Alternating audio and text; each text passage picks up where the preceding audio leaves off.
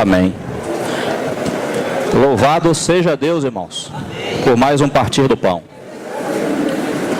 Eu quero convidar os irmãos a que juntos nós possamos, com a ajuda do Senhor, continuar a palavra da semana passada, lendo aqui 2 Timóteo capítulo 1.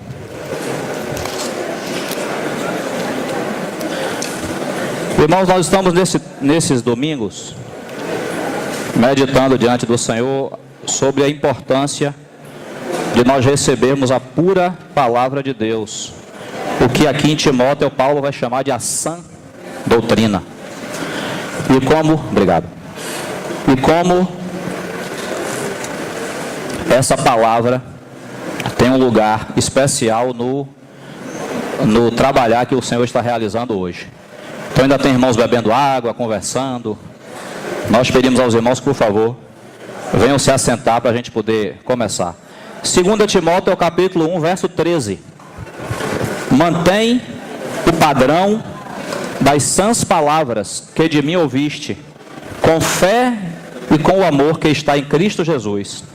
Guarda o bom depósito, mediante o Espírito Santo que habita em nós.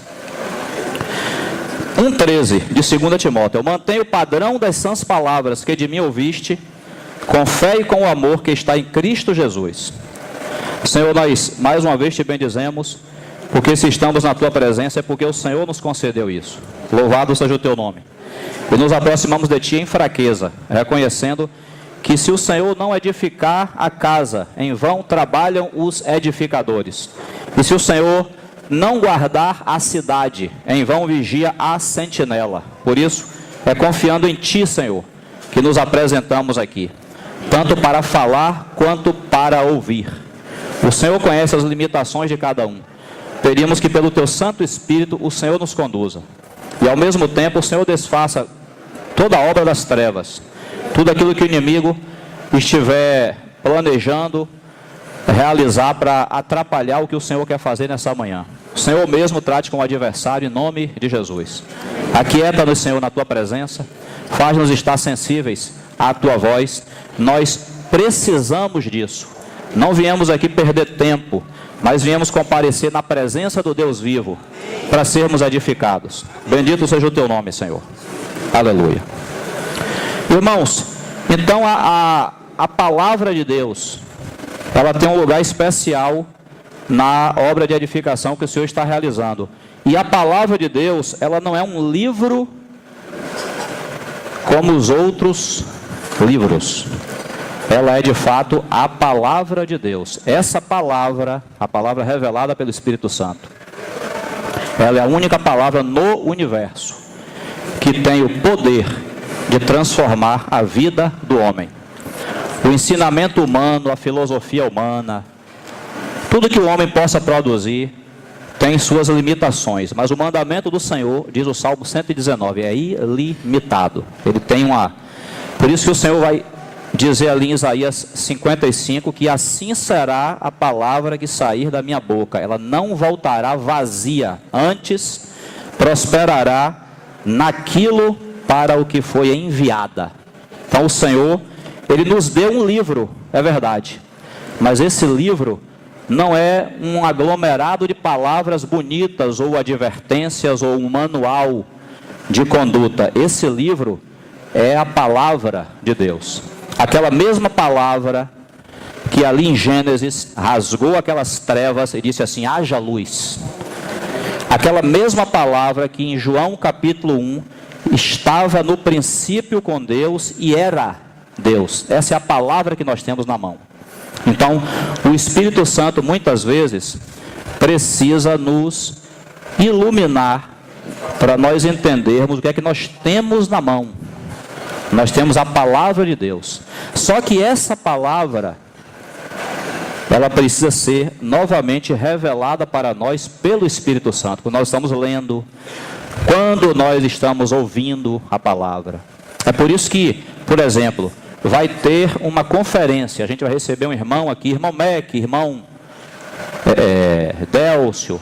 É por isso que Como nós incentivamos a igreja a estar em oração por aquele momento em que estaremos ouvindo a palavra? Porque é exatamente ouvindo a palavra e o Espírito Santo pegando essa palavra e falando de novo ao nosso coração. É isso que vai nos edificar. Então nós precisamos valorizar a palavra e nós precisamos, pelo Espírito, entender que precisamos de revelação dessa palavra que nós temos na mão, está à disposição. Antigamente não estava. Os irmãos sabem que irmãos nossos deram a vida para que a Bíblia chegasse nas nossas mãos. Antigamente a Bíblia estava circunscrita, a sua leitura, a um grupo de uns poucos homens. E no tempo, em todo o período em que a Bíblia esteve fechada, a igreja esteve em trevas. No momento em que o Senhor usou aqueles irmãos para poder traduzir a Bíblia, tirar a Bíblia daquela clausura em que ela ficava. Então, sim, muita coisa errada foi produzida, é verdade. Mas muita coisa o Senhor fez naquela época. Por quê? Porque a Bíblia foi aberta. Nós só não podemos entender errado aquilo que Deus fez. Por exemplo, quando a reforma protestante aconteceu lá, século XVI, então cunhou-se uma expressão: o livre exame das Escrituras. Porque antigamente você não tinha livre acesso às Escrituras. Então você não poderia examiná-la livremente. Ela estava enclausurada na mão dos monges, na mão da Igreja Católica. Eu não estou falando mal do catolicismo aqui não. Então quando vieram Lutero, Calvino, aqueles irmãos que abriram a Bíblia, abriram no sentido de que tiraram ela daquela clausura, traduziram para os idiomas outros, e o povo, eu e você, passamos a ter acesso às Escrituras. Então cunhou-se essa expressão, o livre exame, porque agora qualquer pessoa tinha a Bíblia na mão e podia lê-la e examiná-la. Nós só não podemos confundir com uma coisa: livre exame das Escrituras não quer dizer livre interpretação. Nem eu nem você podemos achar que por termos a Bíblia na mão, a gente pode abrir a Bíblia, ler e interpretá-la de acordo com os nossos pensamentos. De maneira nenhuma. É essa atitude errada que tem produzido as falsas doutrinas e as doutrinas inúteis. É abrir a Bíblia e achar que a gente pode interpretá-la. Não. O Espírito Santo nos guia a interpretá-la pelos princípios que Ele mesmo estabeleceu. Então, livre exame não pode ser igual a livre interpretação. Outro dia eu vi no YouTube um cidadão, parecia ser um católico romano, ele estava criticando os protestantes e usando a seguinte frase: vocês vão continuar interpretando as Escrituras ao seu bel prazer e abrindo suas igrejas. Ele usou essa frase, e ele não está errado. Muitas denominações sendo abertas e muitas interpretações falsas da Bíblia sendo produzidas. Por quê? Por esse pensamento de que eu posso abrir a Bíblia e interpretá-la de acordo com o meu pensamento. Que o Senhor nos guarde. Então essa palavra, como Deus assim planejou, a palavra revelada de Deus, tem um lugar especial na sua obra. Porque por essa palavra, a vida do homem pode ser transformada. Não é só quando ele crê em Jesus e recebe a salvação, não. É durante toda a nossa vida. Nós vamos continuar ouvindo a palavra e sendo transformados por ela. Então, por isso que aqui, essas cartas de Paulo a Timóteo já são cartas do período em que a igreja, infelizmente, estava entrando no declínio, estava se afastando da palavra. Então, Deus está movendo Paulo, movendo Pedro a escrever para o seu povo e chamar a atenção de que não se desvie da palavra, não pregue outra doutrina, mantenha, é o versículo que nós lemos, mantenha o padrão das sãs palavras. A palavra de Deus tem um padrão, e o mundo está querendo nos dizer que essa palavra deve mudar de acordo com as épocas. O mundo está querendo nos dizer que nós devemos evoluir em relação à interpretação da palavra, porque os tempos hoje são outros. Mentira do diabo. Engano da antiga serpente. A Bíblia tem um padrão que é atemporal. Não muda. O que Deus falou em Gênesis continua sendo falado hoje. Os princípios não mudam. Você pode até me dizer, mas Luciano, a prática muda. Sim, em certo sentido. Claro. Hoje você não traz para a reunião um cordeiro e apresenta aos presbíteros: ó, irmão, sacrifique esse cordeiro pelo meu pecado. Você faz isso? Não, mas o princípio é o mesmo. Você vem para a reunião e diz: eu estou aqui na presença de Deus, porque o Cordeiro de Deus foi sacrificado por mim. O princípio é o mesmo. A prática mudou. Nós até falamos que a Bíblia não é um manual, que você diz assim: como é que faz tal coisa? Como é que se comporta? Eu vou abrir a Bíblia aqui para saber como é que faz. A Bíblia não é manual de aparelho eletrônico. A Bíblia é um livro de princípios. Esses princípios não mudam de Gênesis a Apocalipse. Não mudam. Mas o mundo está querendo nos dizer, com a sua ciência, com a sua filosofia, o mundo está querendo dizer para a gente que não, que aquelas palavras foram faladas nos tempos bíblicos, mas hoje você tem que adaptar a palavra à realidade. Mentira, você tem que adaptar a realidade à palavra. É o contrário. Então, irmãos, a palavra é o próprio Cristo. Se nós recebemos essa sã doutrina, se nós temos costume de manter o padrão dessa sã doutrina, nós seremos edificados, e não seremos edificados com conhecimento, não. Ah, agora eu já sei como é que é ser presbítero. Agora eu já sei como é que faz a reunião do Partir do Pão. Agora eu já sei como é que prega a palavra. Isso é formação intelectual. Nós seremos edificados com a própria pessoa do Filho de Deus. É um trabalho espiritual que palavra nenhuma nesse mundo tem poder de fazer. A palavra de Deus tem. Então, por isso Paulo vai dizer aos presbíteros, lá de Éfeso, Atos capítulo 20, encomendo-vos ao Senhor e a palavra da sua graça, a qual é poderosa para vos edificar, e da herança entre os que são santificados. Então, essa palavra é especial, não tem palavra igual a essa palavra que nós temos na mão. Não tem. A filosofia dos filósofos, a ciência dos cientistas, nada se compara com a palavra de Deus. Então nós precisamos orar: Senhor, nos dê revelação. Senhor, a porção de Cristo que está aqui na palavra, eu quero absorver. Eu quero que o Senhor fale a meu coração.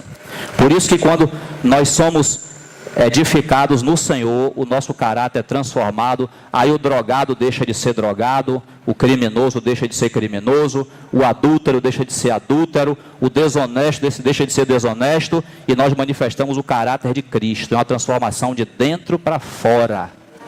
Essa palavra tem poder. Então Paulo está dizendo: Timóteo, não baixe a guarda, mantenha o padrão das sãs palavras. Aqui nós lemos em capítulo 1, verso 13 de 2 Timóteo. Mas, irmãos, olha, só para não deixar o ensino, a instrução incompleta, aqui em 2 Timóteo, nos 4 capítulos dessa carta, Paulo vai chamar a atenção sobre a importância da palavra de Deus, especialmente porque ele ali já estava vivendo um tempo de decadência, e hoje não é diferente, hoje é até pior. Mas para não deixar a instrução incompleta, eu queria voltar um pouquinho no assunto da semana passada, que é o final de 1 Timóteo, porque nós falamos de 2 coisas lá. Eu queria só gastar uns minutinhos ali para poder falar sobre 2 assuntos da semana passada. É 1 Timóteo 6, verso 9. Me acompanhe, por favor. Acho que é só virar a página aí, né? Retroceder aí 1 ou 2 páginas. 1 Timóteo 6, verso 9. É só para não darmos uma impressão diferente. É para completar o ensino. Observe. Não que os irmãos não tenham conhecimento, mas talvez alguns não tenham. 1 Timóteo 6, 9, nós falamos na semana passada. Diz assim: ora, os que querem ficar ricos caem em tentação e cilada, e em muitas concupiscências insensatas e perniciosas, as quais afogam os homens na ruína e perdição. Falamos um pouquinho disso na semana passada, que esse desejo de ficar rico é uma coisa perniciosa, pode levar o crente para a ruína. Então, irmãos, só para complementar a palavra, o que nós talvez não tenhamos falado na semana passada é o seguinte: ninguém aqui, e a Bíblia também não, ninguém aqui está dizendo que você ou eu, a gente não pode honestamente estudar, ter a nossa profissão, trabalhar, e se o Senhor nos conceder, prosperar e até nos tornarmos ricos. Ninguém aqui está dizendo que isso é proibido. Agora, o que Paulo, pelo Espírito, está chamando a atenção é os que querem ficar ricos. O que Paulo está chamando a atenção aqui é Provérbios capítulo 23. Abre aí, por gentileza, comigo, só para a gente poder complementar essa instrução. Provérbios 23, verso 4.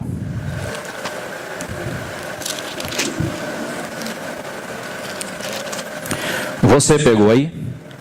Provérbios 23, verso 4 e 5. Eu vou ler aqui só para ganhar tempo.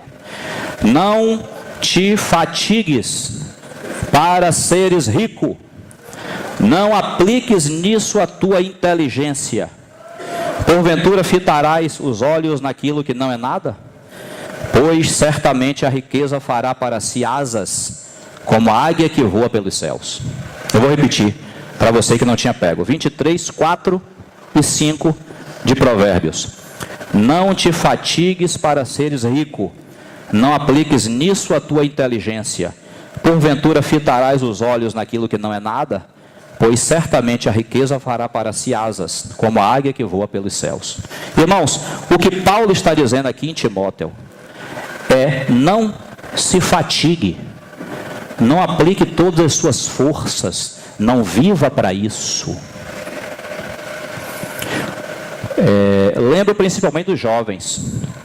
Os jovens que estão em idade de vestibular, vão fazer seu nível superior, vão ter sua profissão. Ótimo, irmãos, maravilha, esse é o curso da vida mesmo. Siga, e se o Senhor te conceder ter seu emprego e prosperar, aleluia, não tem nenhum problema nisso.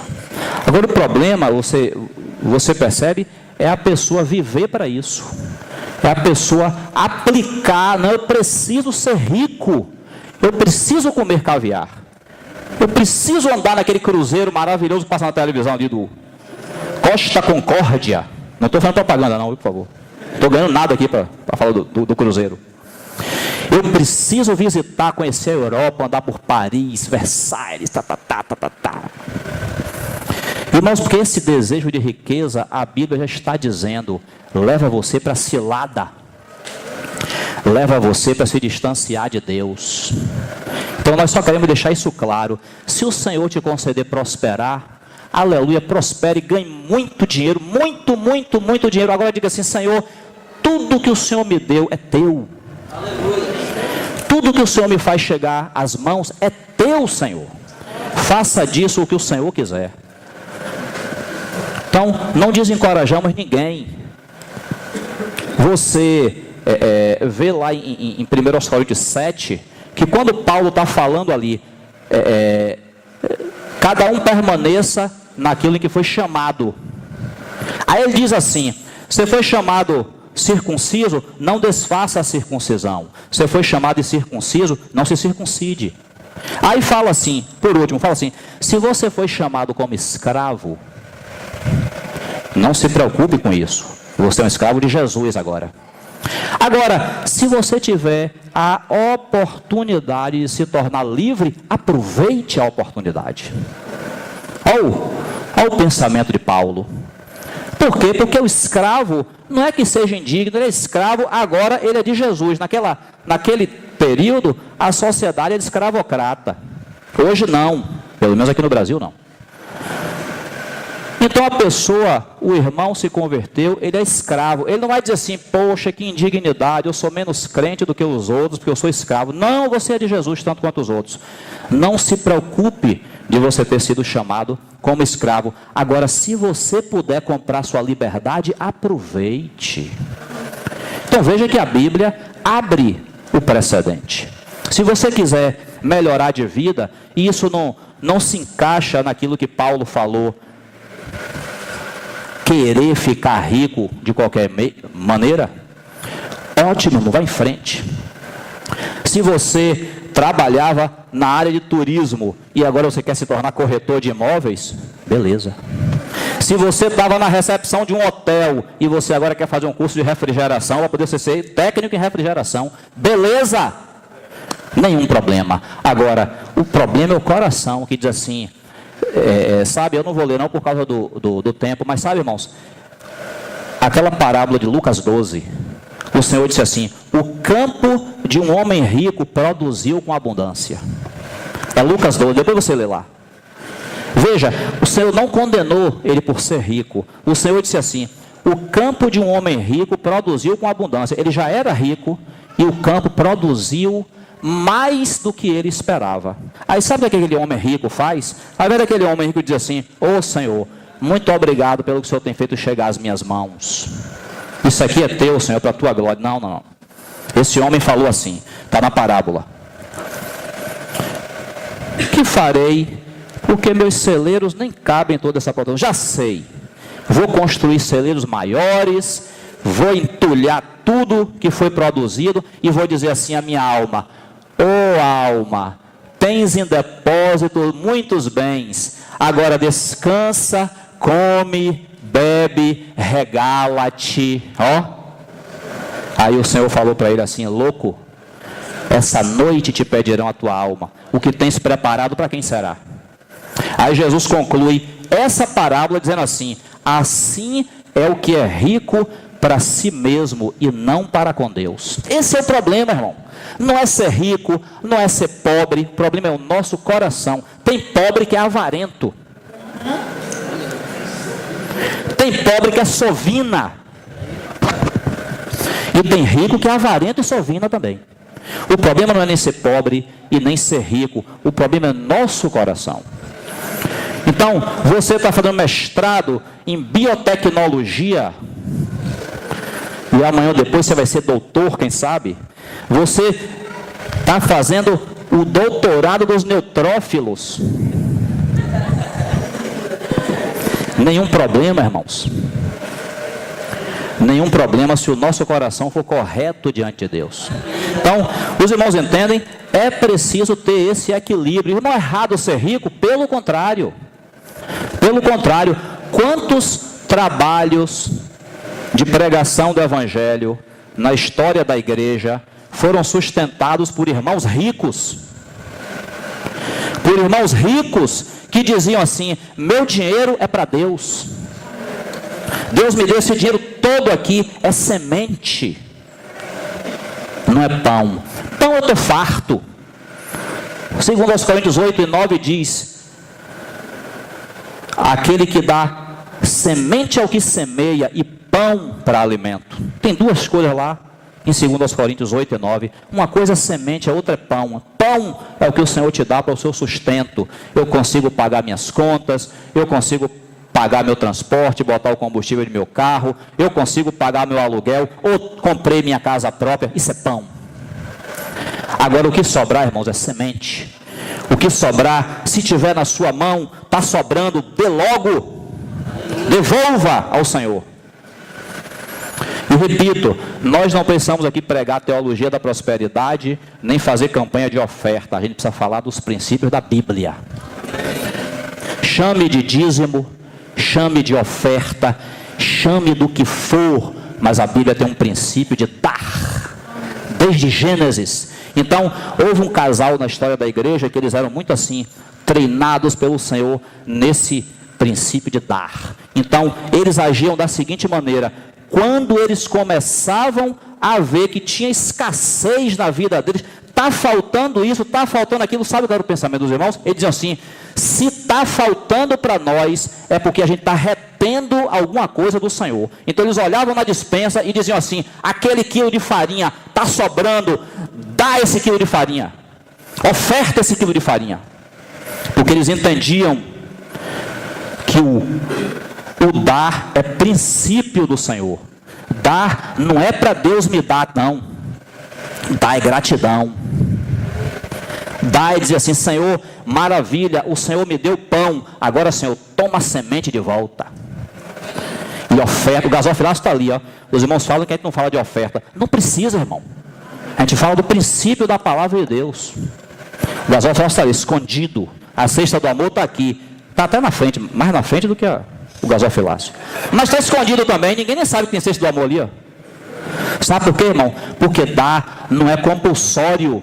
Ninguém obriga você nem eu a dar. Dar é gratidão. Dar é Deus dizer assim: Deus amou o mundo de tal maneira que deu o seu Filho unigênito. Deus é o primeiro que deu. E os irmãos do Antigo Testamento tinham isso incutidos neles. Jacó: se o Senhor for o meu Deus, o sonho de Gênesis 28, se o Senhor for o meu Deus, guiar minha jornada e me levar e me trouxer de volta, te darei 10% de tudo que eu tenho ganho. Oh, ninguém mandou Jacó dar nada, mas era gratidão. Ninguém mandou dar. Se nós entendemos pelo Espírito, a gente vai, talvez o Senhor mostre a gente que a gente está retendo alguma coisa que não é para reter. E dar é para todo mundo. Se você é do Senhor, você deve dar. Dar é princípio das Escrituras. Seja você rico, seja você pobre. Provérbio diz assim: o rico e o pobre se encontram, a um e a outro fez o Senhor. O Senhor fez o rico e o pobre. Ele não está preocupado se a gente é rico ou se a gente é pobre. Ele está preocupado com o nosso coração. Então, essa é uma coisa que a gente queria deixar claro. Você prospera, aleluia, prospere, irmão. Ninguém vai fazer aqui campanha da prosperidade, corrente da prosperidade, de jeito nenhum. Agora, se Deus, como José saiu de uma prisão como escravo para ser a segunda pessoa no Egito. Ó, Deus concedeu aquela posição a José. Ele não fez força para aquilo, não. Sabe qual foi a força que José fez? Ser fiel a Deus. Só isso. Ele foi fiel. Onde o Senhor plantou ele, Deus foi fazendo ele galgar maiores oportunidades, até que ele chegou segunda pessoa no Egito. Ao invés de José se orgulhar e dizer assim: está vendo que meu braço conquistou? Ele falou assim: não, Deus me enviou aqui na frente de meu pai, para que a vida fosse preservada. Então, mesmo aquilo que os irmãos quiseram fazer com ele como mal, ele entendeu que Deus transformou em bem, que Deus tinha um propósito de salvar aquelas pessoas, não deixar a fome matar aquelas pessoas. Então José não brigou para prosperar, não. José foi fiel a Deus e Deus elevou. Mas Deus não fez isso com todo mundo, não. Isso quer dizer que nós devemos florescer, nós devemos ser fiéis na posição em que Deus nos colocou. Se Deus colocou você como segunda pessoa lá do estado, entenda diante do Senhor para que Ele quer te usar. Se Deus fez chegar grandes riquezas na sua mão, entenda para que o Senhor fez chegar essas riquezas. A questão é o nosso coração. Então, estude, prospere, trabalhe, seja assalariado ou milionário, o nosso coração tem que estar no Senhor. Amém? A segunda coisa é aí mesmo, 1 Timóteo 6, verso 20, que diz assim: e tu, ó Timóteo, guarda o que te foi confiado, evitando os falatórios inúteis e profanos e as contradições do saber, como falsamente eles chamam. Ana que tá. Ana, me presta a Bíblia, que for. Reina Valera, aqui, ó. Irmãos, ó, a Reina Valera, aqui nesse verso 20, diz assim: ó Timóteo, guarda o que te foi confiado, evitando as conversas profanas sobre coisas vãs e os argumentos da falsamente chamada ciência, pois alguns, professando-a, desviaram-se da fé. Obrigado, Ana.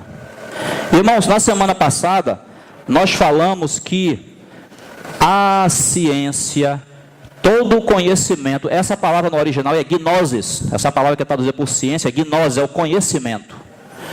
Nós falamos na semana passada que todo conhecimento produzido pelo homem, ele tem sua valia. Nós não rejeitamos a ciência.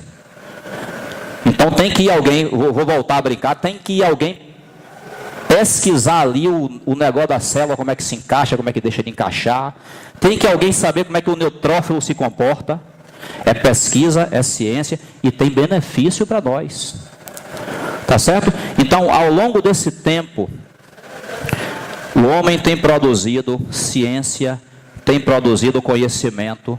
E lembro especificamente dos jovens, porque estão na sua idade de faculdade, de escola, recebendo ali os conhecimentos, tudo que o homem produziu. Nós falamos na semana passada, repito aqui, enquanto a ciência me servir para confirmar a palavra de Deus, eu fico com a ciência. Agora, se a ciência quiser me provar algo contrário à palavra de Deus, eu fico com a palavra de Deus.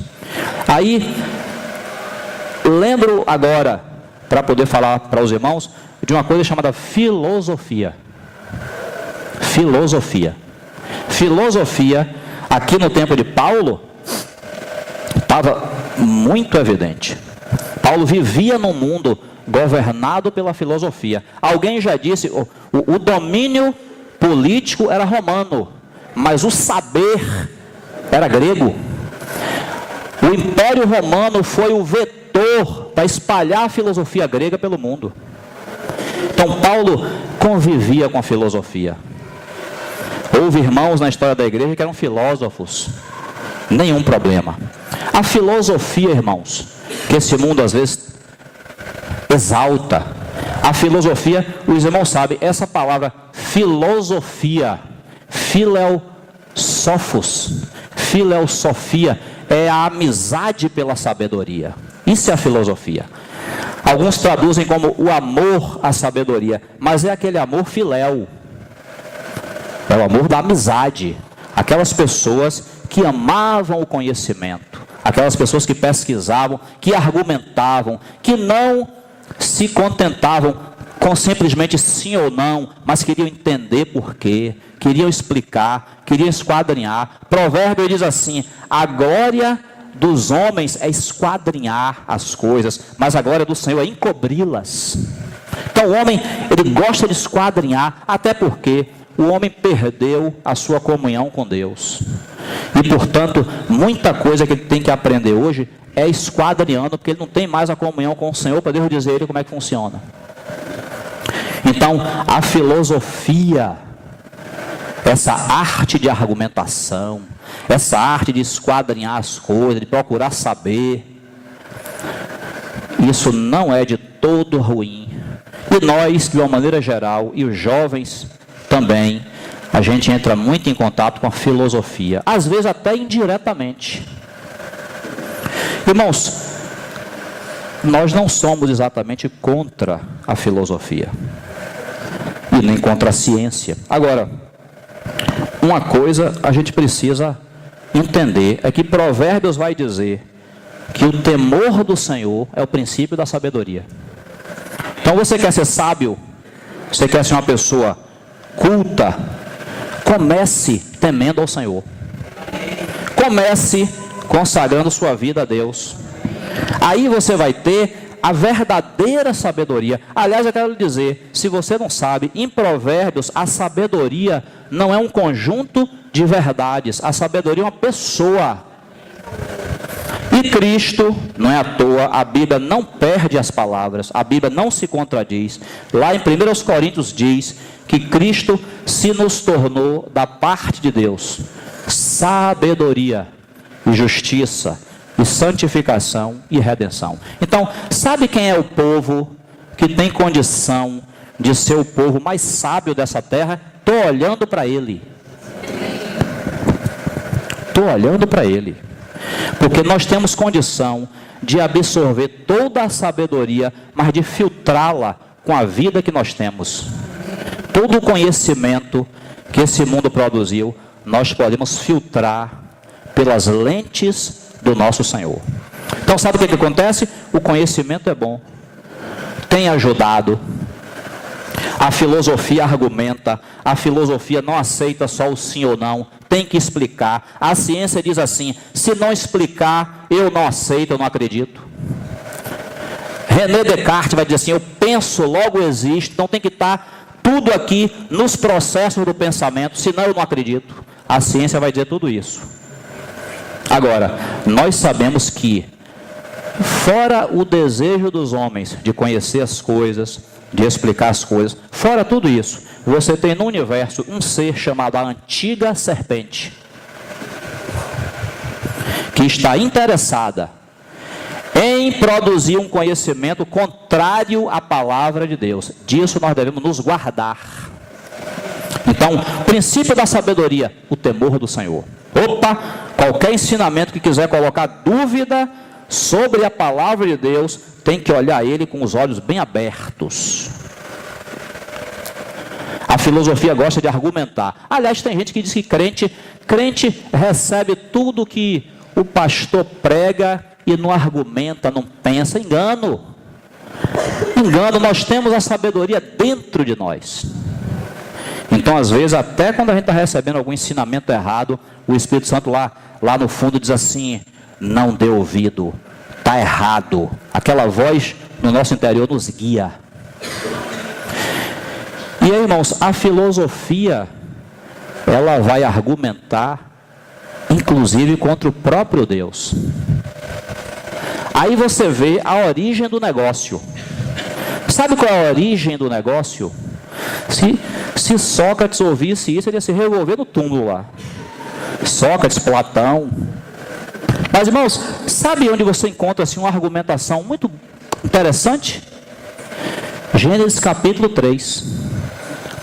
O Senhor disse assim: das árvores do jardim comerás livremente, só não da árvore do conhecimento do bem e do mal. Aí entra o grande filósofo dessa era, a serpente, para dizer assim: é assim que Deus disse, de toda a árvore do jardim comerás livremente, mas não dessa daqui. Aí Eva, ao invés de se guardar no Senhor, de procurar seu marido, diz assim: com você, serpente, eu não tenho conversa, você está querendo semear alguma coisa aí para me colocar dúvida quanto a Deus, eu não tenho conversa com você, chama ali Adão.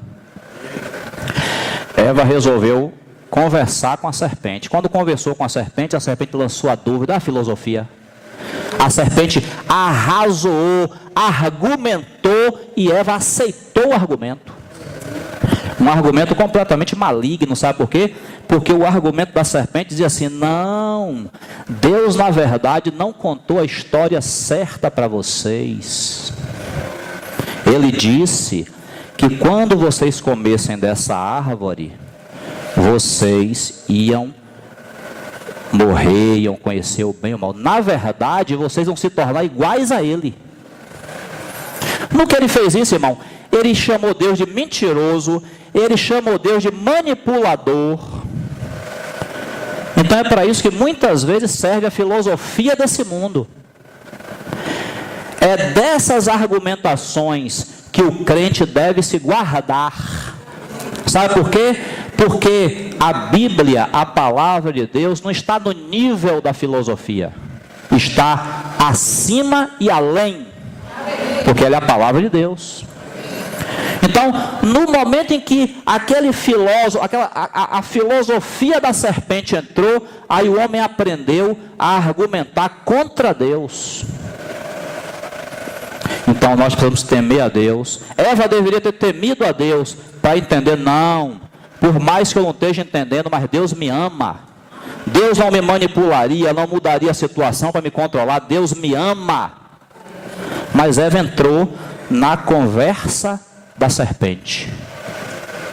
O Senhor, Ele gosta que a gente pergunte as coisas a Ele. O Senhor não se importa de ser questionado, não. Você é filósofo? Questione a Deus. Agora, não esqueça de temê-lo antes. Repare 2 ocasiões nas Escrituras que Deus recebe 2 perguntas. Uma ele responde, a outra ele age de maneira diferente. É ali no nascimento de Jesus. Primeiro Gabriel vai, mandado pelo Senhor, se encontrar com Zacarias. Tem aquela visão do santuário, ele fala assim: Zacarias, você vai ter um filho, Isabel, tua mulher, vai ter um filho, dá toda. Aí Zacarias fala assim: como é que pode ser isso?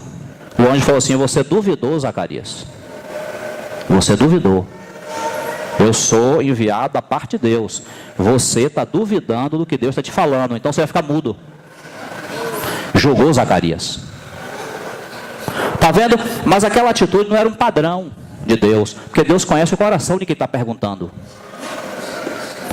Então, quando chega logo em seguida, vai o anjo anunciar a Maria que ela vai ficar grávida. Maria ouve aquilo, perplexa, e fala assim: mas como é que vai suceder isso? Porque eu sou virgem, não tenho relação com homem algum. O anjo explicou tudinho a ela. Está vendo? Se fosse uma ação padronizada, o anjo dizia: você também está muda, Maria, você duvidou. Está vendo? O Senhor conhece o coração de quem pergunta. Quando Saulo se converte, Atos capítulo 9, Saulo está lá orando com as escamas no olho, cego.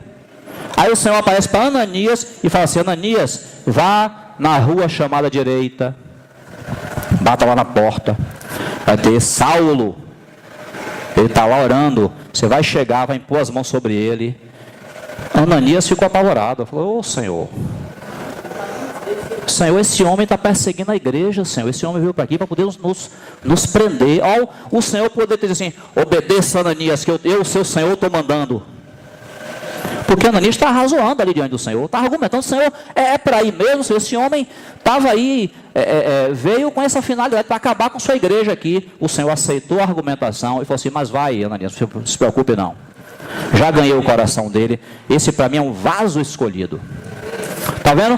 O Senhor acolhe a argumentação e responde de volta. Agora, às vezes, ele deixa a pessoa, Zacarias, mudo. Porque ele conhece o coração de quem está perguntando. Então, irmãos, sabe, a filosofia, alguém falou assim: quando foi implantada aqui a ditadura militar, ano de 64,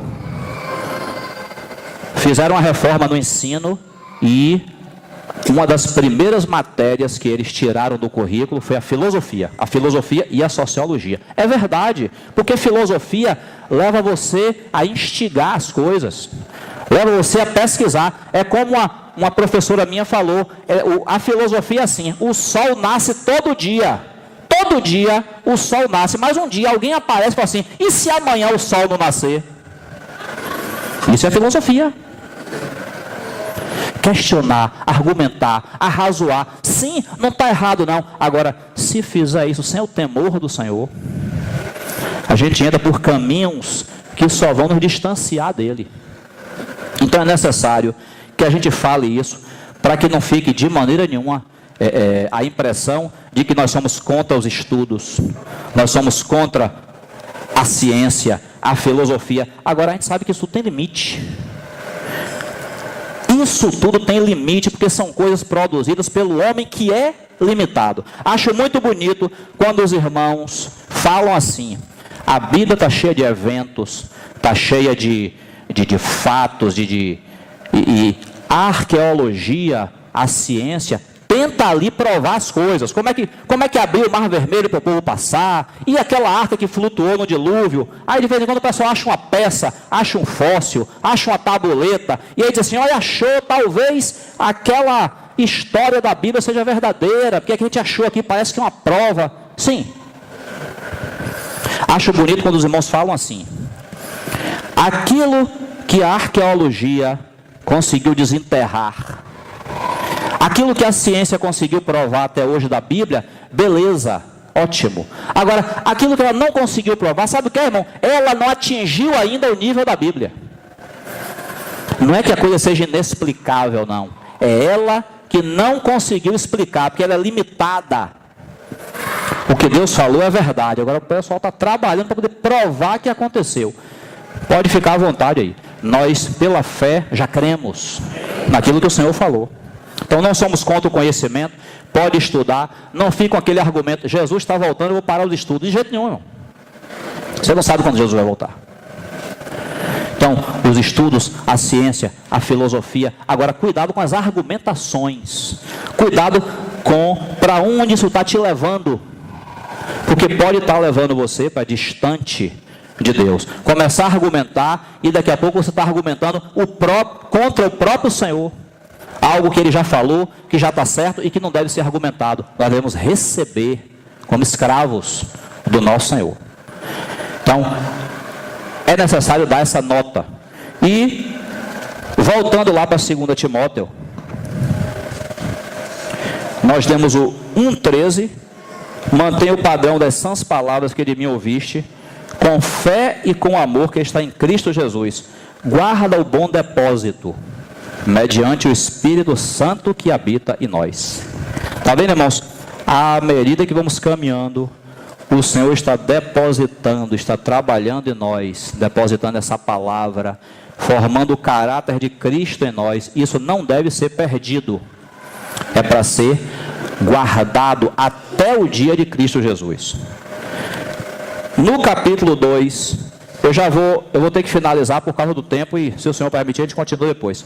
Capítulo 2, 1, diz assim, ó: Tu, pois, filho meu, fortifica-te na graça que está em Cristo Jesus, e o que de minha parte ouviste, através de muitas testemunhas, isso mesmo transmite a homens fiéis e também idôneos para instruir a outros. Essa sã doutrina deve ser transmitida a outros irmãos, e esses outros irmãos devem recebê-la e devem transmitir a outros e a outros e a outros, para que essa palavra seja conhecida, seja mantida. É assim que nós vamos perseverar na doutrina dos apóstolos. É necessário, os irmãos orem, inclusive por nós. Nós precisamos recomeçar a reunião de fundamentos. Pegar os irmãos novos que têm chegado e aqueles que não participaram dessa fundamentação na palavra e fundamentar, para que todos nós recebamos esses fundamentos e sejamos capazes de transmiti-los a outros. 1 Pedro 3,15 diz assim: Antes, santificai a Cristo como Senhor em vossos corações, estando prontos para responder com mansidão e temor a qualquer que vos pedir razão da esperança que há em vós. Irmão, você caminha há X anos. Se uma pessoa aí fora encontrar com você e disser assim: ô meu irmão não, que não é irmão, nesse caso é um incrédulo, ô meu querido, o que é que eu faço para ser salvo? Você vai saber responder a ele? Você vai saber conduzir ele a Cristo? Ou então, se ele perguntar assim, como muitos já perguntaram: eu vejo que vocês se reúnem ali, mas eu olhei, eu não vi o nome da igreja. Você vai responder o que a ele?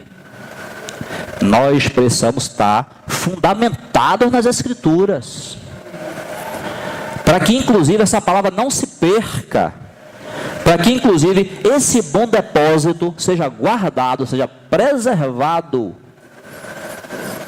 Nós precisamos, o Senhor transmitiu os seus ensinamentos, os apóstolos espalharam esses ensinamentos, nós devemos fazer o mesmo.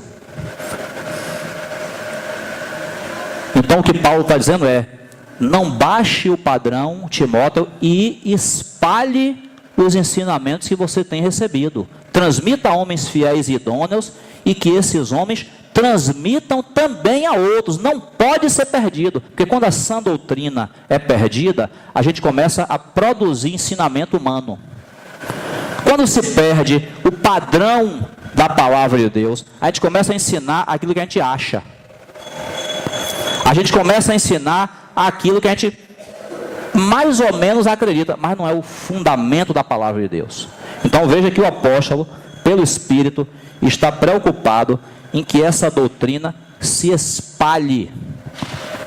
E finalizando, 2,14: recomenda estas coisas, dá testemunho solene a todos perante Deus, para que evitem contendas de palavras que para nada aproveitam, exceto para a subversão dos ouvintes.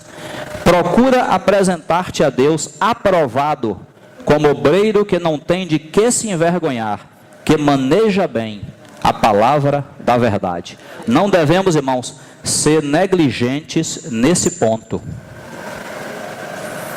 Procura apresentar-te a Deus como obreiro que não tem de que se envergonhar, que maneja bem a palavra da verdade. Você conhece as Escrituras? Alguns irmãos dizem assim: não, irmão, mas é o seguinte, o Senhor falou quando nós fomos levados perante reis e governadores, que não era para a gente se preocupar com o que falar não, que Ele ia capacitar a gente. Nós aprendemos desde o início, isso é quando você for levado perante reis e governadores, é lá naquela época. Mas aqui, você não está ainda vivendo aquele período da perseguição, você precisa ser completo, tem que estar cheio da palavra, para o Espírito Santo pegar essa palavra que está em você e usar quando for necessário. Procura apresentar-te a Deus como obreiro de que não tem de que se envergonhar, que maneja bem a palavra da verdade. Tem que conhecer as Escrituras e tem que manejar bem ela pelo Espírito Santo. Evita igualmente os falatórios inúteis e profanos, pois os que deles usam passaram a impiedade ainda maior. Além disso, a linguagem deles corrói como câncer, entre os quais se incluem Himeneu e Fileto.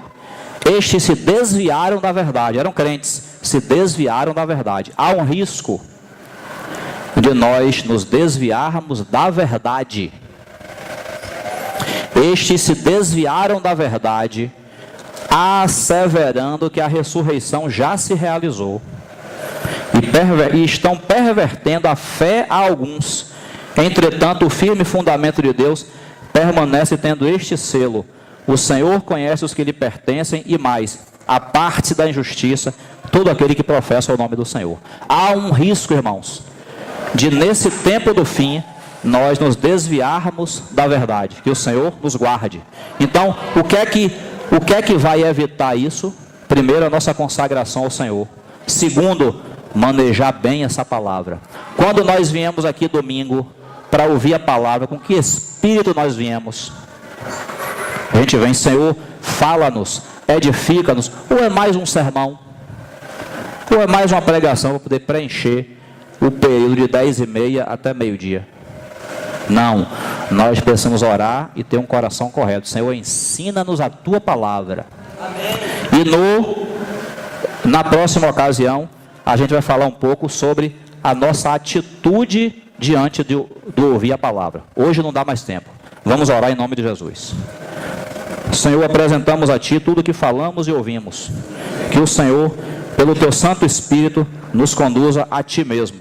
Nos conduza àquilo que o Senhor quer de nós nesse tempo do fim. Agradecemos em nome do Senhor Jesus. Amém.